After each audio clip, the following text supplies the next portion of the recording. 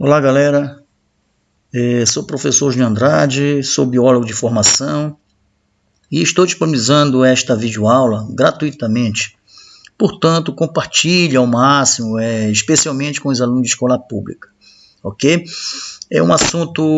São assuntos, né, recorrentes em concursos vestibulares, especialmente aí quem vai prestar o Enem. É a primeira aula de um bloco de conteúdo que irei disponibilizar para vocês, ok? Neste caso, nós temos aqui, eu fiz um tópico aqui chamado de unidade, né? Considerei como unidade, onde eu coloquei o título aí, poluição e degradação ambiental, e como subunidade aí, poluição das águas, tá? E dentro desse conjunto todo, dessas subunidades de poluição das águas, eu gostaria de abordar com vocês aí cadeia e teia alimentar, fluxo de matéria e energia, as fontes e os impactos dos principais poluentes ambientais e contaminantes. Aí, nesse caso, falando um pouco sobre a eutrofização, bioacumulação e biomagnificação, e fechando todo esse bloco de conteúdo, vamos tentar resolver algumas questões do Enem, ok? Neste caso, nessa aula de hoje, eu irei abordar a cadeia e teia alimentar, ok? E nós vamos, nesse caso, iniciar nosso conteúdo aí,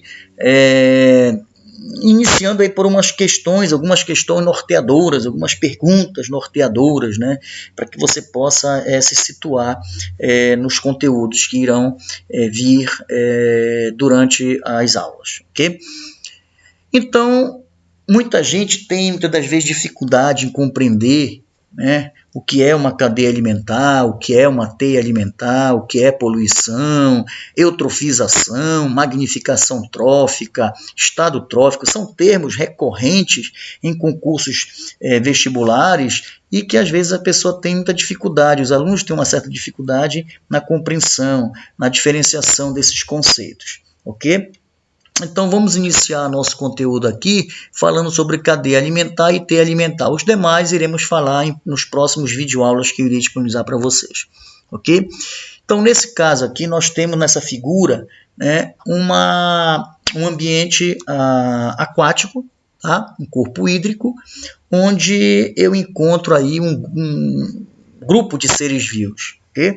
Várias populações de seres que eu encontro nesse ambiente. No caso, aí eu encontro aí as plantas subaquáticas, eu encontro fitoplâncton, zooplâncton, peixes menores, peixes maiores, eu encontro uma série de animais no fundo desse corpo hídrico, eu encontro aí micróbios, né, matéria orgânica, e dentro desse grupo aí encontramos aí, no grupo de micróbios nós vamos encontrar aí os decompositores, especialmente as bactérias e os fungos, ok? E obviamente nós vamos encontrar nesse ambiente os fatores abióticos, né, os fatores ambientais, representados nesse caso aí pela luz solar, pelo oxigênio, pela água, ok, galera? Então, vamos iniciar o nosso estudo aqui falando dos componentes de uma cadeia alimentar. O que é uma cadeia alimentar? Uma cadeia alimentar, na verdade, é representada por um conjunto de seres vivos, né, cuja finalidade aí é a alimentação, basicamente, ok? Então, o primeiro grupo de seres que nós vamos abordar são os fitoplânctons, tá? Os fitoplânctons, eles estão para o ambiente aquático, assim como as plantas estão para o ambiente terrestre. Tá? Os fitoplânctons, pessoal, são de extrema importância para a biosfera e fundamental, né, para a sobrevivência. Por quê? Porque eles são aqueles que vão produzir o alimento. Tá? Entendeu? Eles são aqueles que vão produzir o oxigênio, por exemplo. É o primeiro nível de uma cadeia alimentar. Ok? Toda a base da cadeia, no caso, falando especificamente do ambiente aquático, toda a base da cadeia alimentar é representada pelo fitoplâncton. Ok? Por isso eles são de extrema importância e para a sobrevivência. Ok? Então, os fitoplânctons fazem o processo da fotossíntese, são os produtores desse ambiente aquático, né, os principais produtores. São representados aí pelas diatomáceas, dinoflagelados, ou seja, algas planctônicas chamadas, ok? E, além deles fazerem o processo fotossintético, onde eles produzem matéria orgânica e produzem oxigênio, eles também servem de alimento para um segundo grupo de seres que são o zooplâncton. Ok?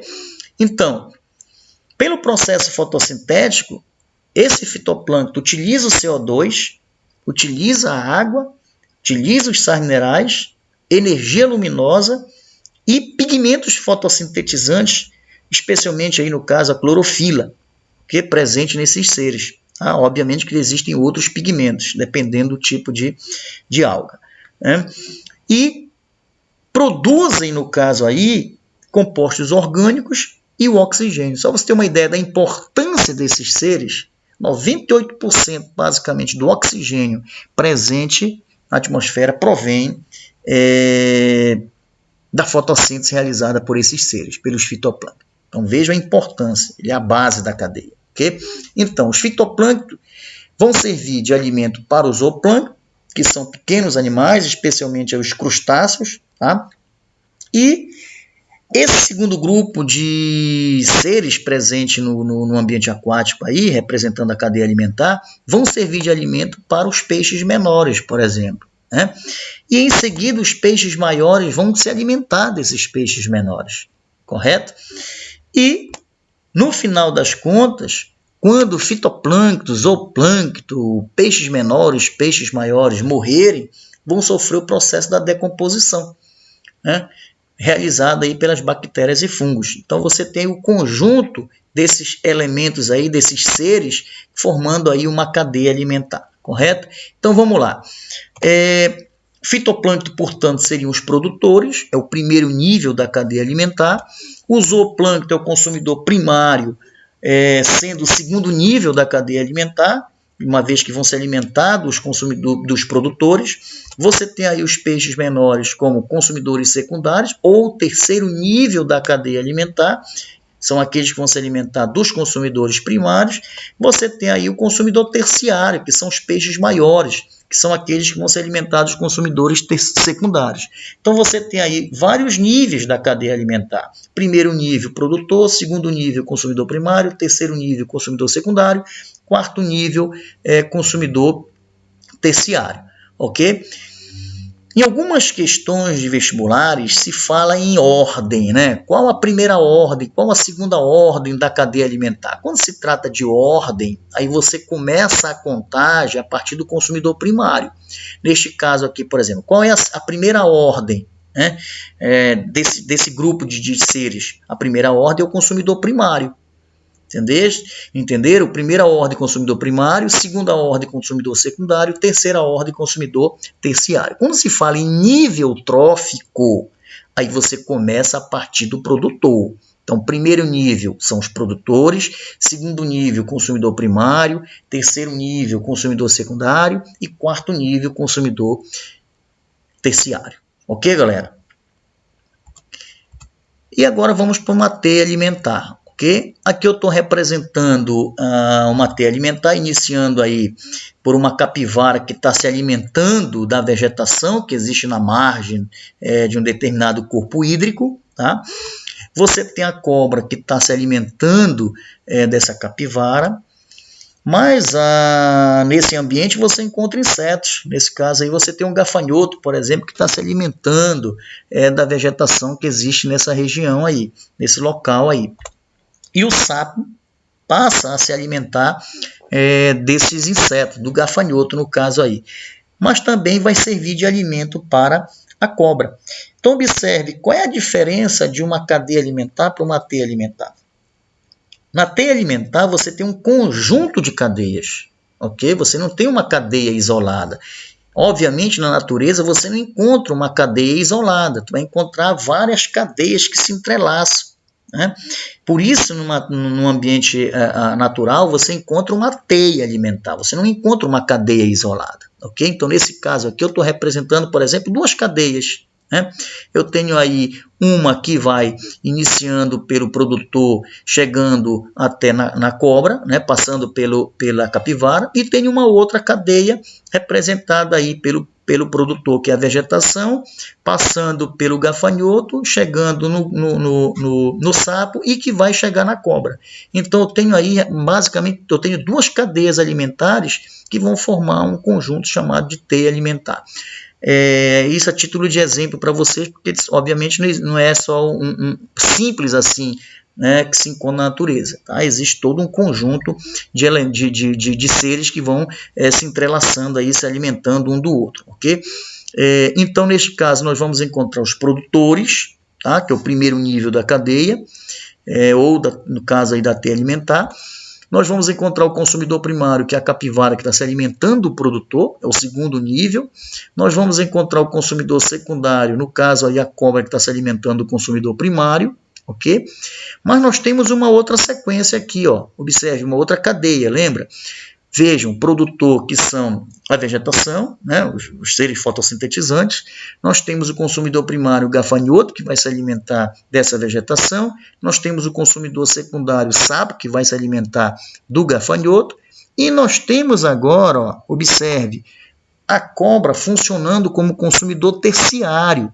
Então, neste caso, na teia alimentar, como você tem duas cadeias aqui, você observe que a cobra, ela pertence ao consumidor secundário quando se alimenta do consumidor primário, mas também ao consumidor terciário porque está se alimentando do consumidor secundário, que é o sapo, correto? Então, a quais níveis tróficos pertence a cobra? Então, vamos lá, quando se trata de nível trófico, eu começo pelo produtor. Então, produtor, primeiro nível, consumidor primário, segundo nível, consumidor secundário, terceiro nível, consumidor secundário, terceiro nível, e o consumidor quaternário é o terceiro nível. Então, a cobra, ela pertence tanto ao terceiro nível trófico, quanto ao quarto nível trófico da cadeia. Ok?